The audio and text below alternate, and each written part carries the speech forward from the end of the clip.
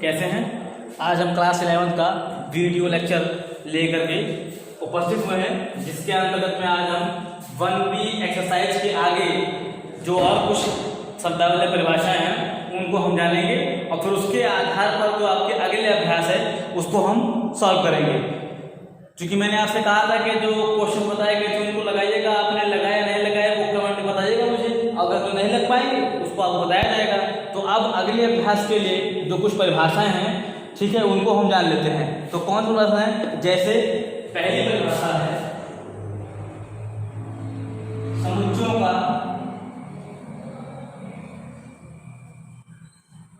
समुच्चयों का समुच्चय, जिसे कहते हैं सेट ऑफ सेट्स। इसका मतलब क्या है?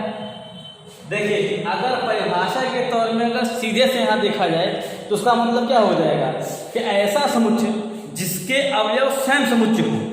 वैसी सी बात, ऐसा समुच्चय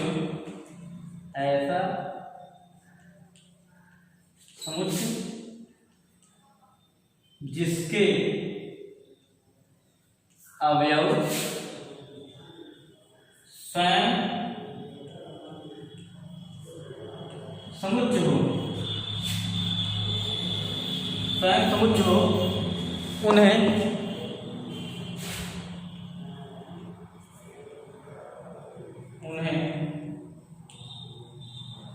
समुच्चयों का समुच्चय कहते हैं। ठीक, अब इसके एग्जाम्पल जैसे मान लेते हैं कोई आपको सेट दिया गया है, आपको सेट जैसे लिखा गया यहाँ पर 2 3 सेट में है, एग्जाम्पल आ रहे हैं उसमें 2 3, फिर यहाँ पर हमने 2 कर दिया, यहाँ पर 4 तो 5। अब ये जो सेट है, इन सेट को भी जितने भी लिखे, एक जो सेट है, ये सेट क्या है? इसके लिए इस सेट के लिए एक एलिमेंट है, तो समुच्चयों का अगर समुच्चय लेंगे तो ये होगा।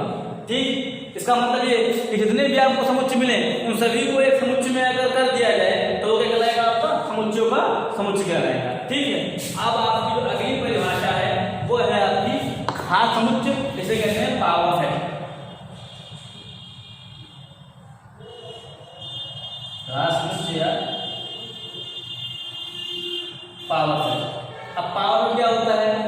तो आपको मैंने इससे पहले की परिभाषा में बताया है कि किसी समुच्चय के उप समुच्चयों की संख्या कितनी होती है? क्योंकि पावर n होती है, तो जितने भी इस समुच्चय के उप समुच्चय होंगे उस उप समुच्चय को अगर हम एक सेट में कर दें तो क्या कहलाएगा? हमारा घात समुच्चय कहलाता है। ठीक है, तो आप देखिए इसके लिए क्या होगा? किसी दिए हुए समुच्चय के कुल उपसमुच्चयों का समुच्चय उसका घात समुच्चय कहलाता है।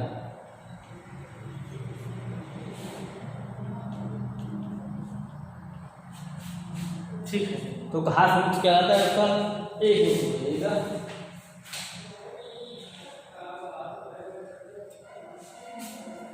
तो अब यहां पर देखिए एग्जाम्पल के लिए मान लेते हैं, जैसे हमने कहा 1 2 3 एक सेट दिया गया। ठीक है, इस सेट का उपसमुच्चय कितने होंगे? तो इसका मतलब कितने एलिमेंट हैं? यहाँ पर 3, तो उपसमुच्चयों की संख्या कितनी होगी? उपसमुच्चयों की संख्या 2 की पावर 3 बराबर कितना? 8। अब कौन कौन से बनाएंगे? उन सभी को एक सेट में कर देंगे। सेट में करेंगे तो क्या बनेगा? देखिए, सेट में करने से क्या बनता है? देखें, पहला आपको पहले बताया था 5 सबके लिए होगा, फिर 1, उसके बाद 2 अलग अलग सब बनेंगे, फिर 3, उसके बाद 1 2, उसके बाद 1 3, फिर 2 3, उसके बाद 1 2 3,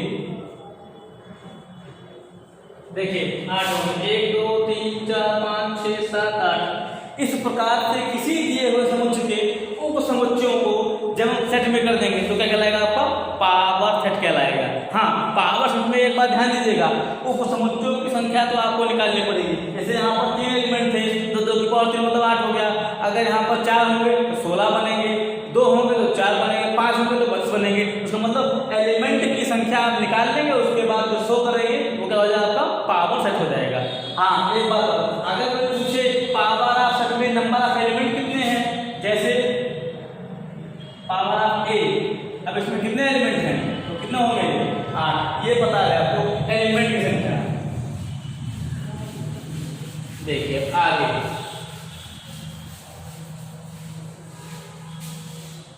आगे जो आपकी अगली परिभाषा है वो है क्या, समष्टि समुच्चय।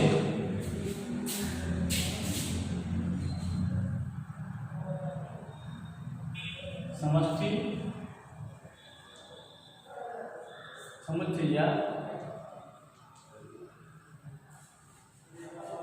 Universal set.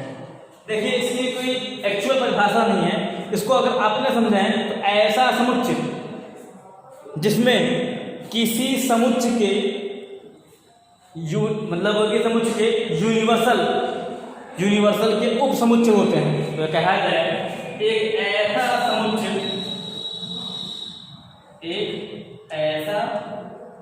समुच्चय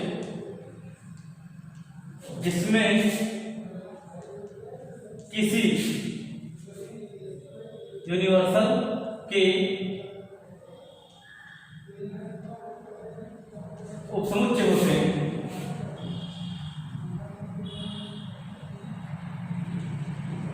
समष्टि समुच्चय कहलाता है।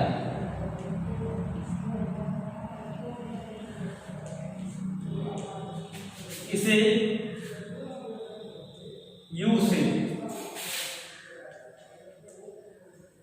प्रदर्शित करते हैं। ये हो गया आपका।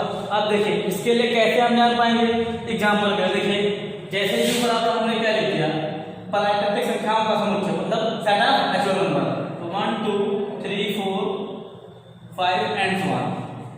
ठीक, A बराबर हमने क्या लिख दिया, 1 3 5 विषम संख्याओं का समुच्चय। B बराबर हमने क्या लिख दिया, 2 4 6। तो आप देखिए भाई आपको पता है ये सारे A और B जितने मिलेंगे ऐसा क्या होंगे, इनको मिलाने पर ये इनके सबसेट होंगे। क्यों, इसके सारे एलिमेंट इसमें बिलोंग करते हैं, इसके सारे एलिमेंट में बिलोंग करते हैं। उसका मतलब क्या हो जाएगा, इन सबको मिलाएंगे तो हमें क्या प्राप्त हो जाएगा, U प्राप्त हो जाएगा। तो वही कहा गया एक ऐसा समुच्चय जिसमें किसी U के उपसमुच्चय होते हैं वो समुच्चय कहलाता है। इसे हम कैपिटल U से डिनोट करते हैं। अब देखिए अगली परिभाषा क्या है, अगली परिभाषा है आपकी असंयुक्त समुच्चय या डिसजॉइंट सेट। असंयुक्त समुच्चय या जिसको हम कहते हैं डिसजॉइंट सेट। ये क्या होता है, यदि A तथा B दो समुच्चय हों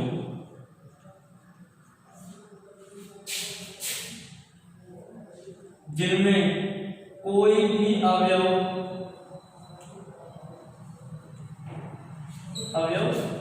उभयनिष्ठ ना हो,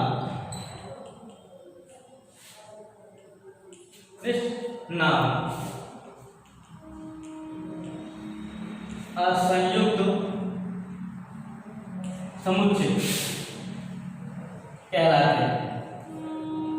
मतलब क्या हुआ, अगर 2 सेट लेते हैं, 2 सेट A और B लेते हैं, उन सेट के अंदर में देयर आर मतलब ये कहा जाए कि no element common in both set, इन दोनों सेटों के बीच में कोई भी एलिमेंट अगर कॉमन ना हो तो ऐसे समुच्चय को हम कहते हैं डिसजॉइंट सेट या असंयुक्त समुच्चय। जैसे एग्जांपल के लिए हमने लिया A बराबर हम ले लेते हैं 1 3 5 एंड 1 8 नंबर का सेट ले लिया बी बराबर हमें ले लिया 2 4 6 एंड so on। तो अब देखिए ये ऑड नंबर सेट है और ये इवन नंबर सेट है, तो ऑड और इवन में कुछ कॉमन होगा? कुछ भी कॉमन नहीं होगा। इसका मतलब क्या हो जाएगा कि यहाँ पर कोई नंबर कॉमन है, कोई भी नंबर आपका कॉमन नहीं होगा। तो आप देखिए क्या हो जाएगा, ए तथा बी क्या है,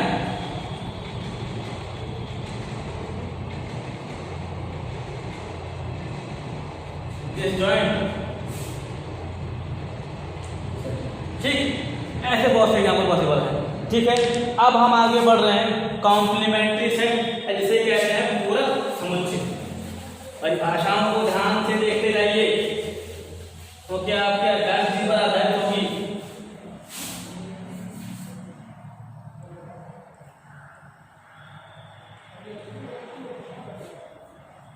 कॉम्प्लीमेंट्री सेट जिसे कहते हैं पूरक समुच्चय। अब बात करते हैं कॉम्प्लीमेंट्री सेट क्या होता है। तो देखिए मान लेते हैं, लेट्स सपोज दैट ए एक समुच्चय है। यदि ए एक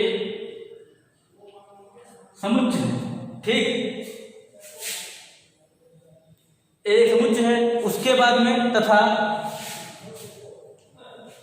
यू क्या है यहाँ पर, समष्टि समुच्चय है, इसे हम कहते हैं यूनिवर्सल सेट।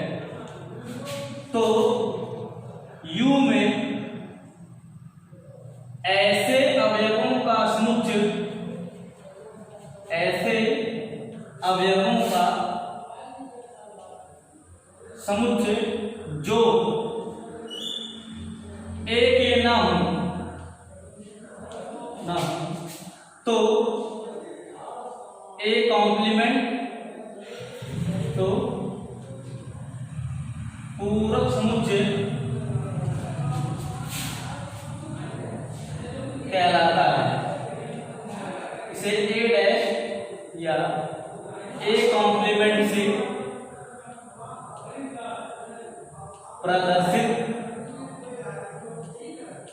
करते हैं।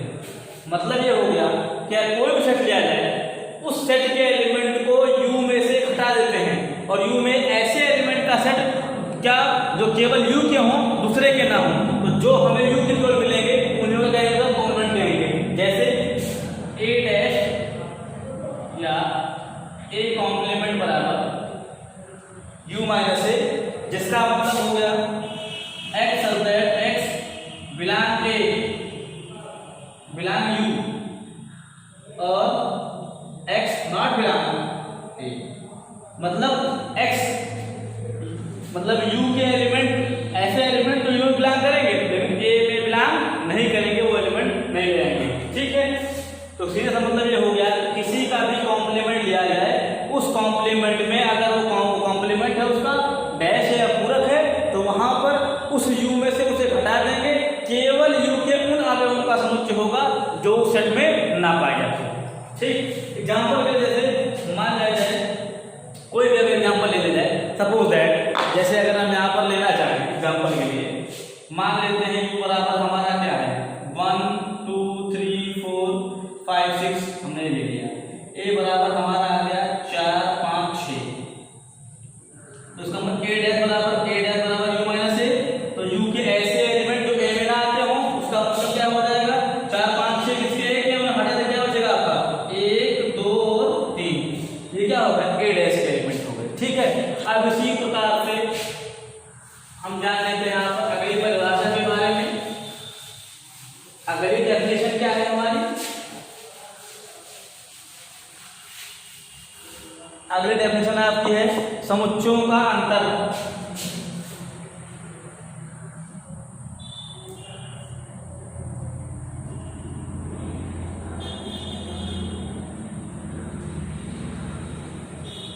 Difference of set.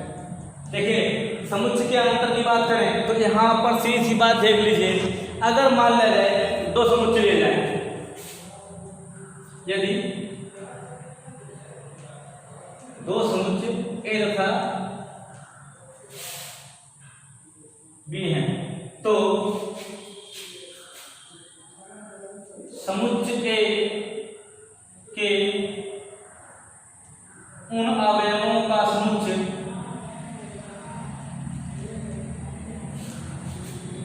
जो बी के ना हो तो a माइनस बी कहलाता है, या फिर तो समझो का आंसर कहलाता है। इसका मतलब क्या हुआ, a माइनस बी बराबर मैथमेटिकल डेफिनेशन के अंतर्गत में x that x belong to a, मतलब a के ऐसे एलिमेंट जो a के हो b के ना हो, b के जो आते हैं उनको हम हटा देंगे, तो क्या हो जाएगा x that x belong a और x नॉट बिलोंग b। अगर इसका उल्टा लिखें क्या हो जाएगा हमारा b माइनस a, तो इसका मतलब b के ऐसे एलिमेंट जो b के हों a के ना हो, तो ये घटा देंगे, कितना आ जाएगा आपका x such that x belong b, और किसमें बिलोंग नहीं करेगा, a में बिलोंग नहीं करेगा।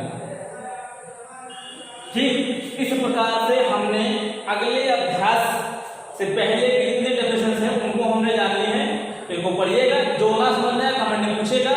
Thank you watching my video.